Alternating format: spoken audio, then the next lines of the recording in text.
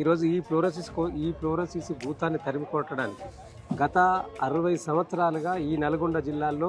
Fluorosis ఉద్యమ నాయకులు, ముఖ్యంగా ఆనాటి సుభాష్ గారు అయితేంది, ఆ జలసాధన సమితి నాయకుడు దుచ్చల సత్యనారాయణ గారు అయితేంది, పెద్ద ఎత్తున కూడా దేశాలు మొత్తం అంటే దేశ ప్రధాని సైతం కలిసి ఆనాడు ఈ ఫ్లోరోసిస్ తోటి ఇబ్బంది పడుతున్న బాధితులందరినీ కూడా తీసుకెళ్లి ఆ టేబుల్ మీద పడుకోబెట్టి మా నల్గొండ జిల్లాలో ఫ్లోరోసిస్ తోటి తల్లి గర్భంలో నుంచి ఫ్లోరోసిస్ ఉద్భవిస్తూ ఉన్నది, పిల్లలందరూ కూడా ఫ్లోరోసిస్ తోటి జన్మిస్తూ ఉన్నారు, దీనికి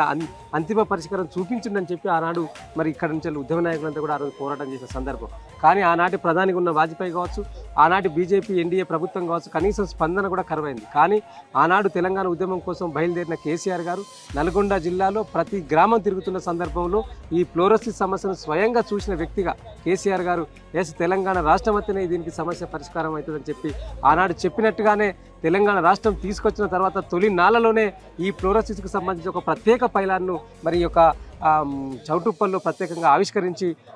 నల్గొండ జిల్లాలో ముఖ్యంగా మునుగోడు నుంచి వెళ్ళే ఈ మిషన్ భగీరథ పథకాన్ని ప్రవేశపెట్టి ఇంటింటికి స్వచ్ఛమైన తాగునీరు ఇవ్వడం వల్ల ఈరోజు ఈ యొక్క ఫ్లోరోసిస్ సమస్య తగ్గుముఖం పట్టిందని ఇలా మనం చెప్పడం కాదు, స్వయంగా కేంద్ర మంత్రి స్వయంగా పార్లమెంట్లో ప్రకటించిన సందర్భం. ఆనాడు 967 గ్రామాలు ఈ ఫ్లోరోసిస్ తోటి ఇబ్బంది పడతా ఉంటే ఈ యొక్క మిషన్ భగీరథ పథకం ఇలా దేశానికే ఒక ఆదర్శ పథకంగా తయారైంది. ఇవాళ ఒక మిషన్ భగీరథ కావచ్చు, మిషన్ కాకతీయ కావచ్చు, ఒక కళ్యాణ లక్ష్మి కావచ్చు, ఒక షాదీ ముబారక్ కావచ్చు, ఇవన్నీ కూడా స్వయంగా అనుభవంలో నుంచి పుట్టుకొచ్చినాయి. ఇవాళ మిషన్ భగీరథ ముఖ్యంగా ఇట్లాంటి ఫ్లోరోసిస్ వాటికి ఒక పథకాన్ని రూపొందించాలని చెప్పి ఒక గొప్ప ఆలోచన చేసిండు. అదే తర్వాత ఒక కళ్యాణ లక్ష్మి వరంగల్ జిల్లాలో ఒక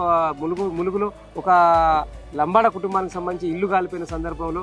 ఆ బిడ్డ పెళ్లి కోసం దాచుకున్న పైసలన్నీ కాలిపోయినాయని చెప్పి ఆనాడు ఉద్యమ సంబంధంలో చెప్పిన దాన్ని గుర్తుపెట్టుకొని తెలంగాణ వచ్చిన తర్వాత అట్లాంటి తల్లిదండ్రులకు బాధ ఉండదని చెప్పి కళ్యాణ లక్ష్మి పథకాన్ని తీసుకొచ్చారు. అంటే ప్రతిదీ కూడా కేసీఆర్ గారు స్వయంగా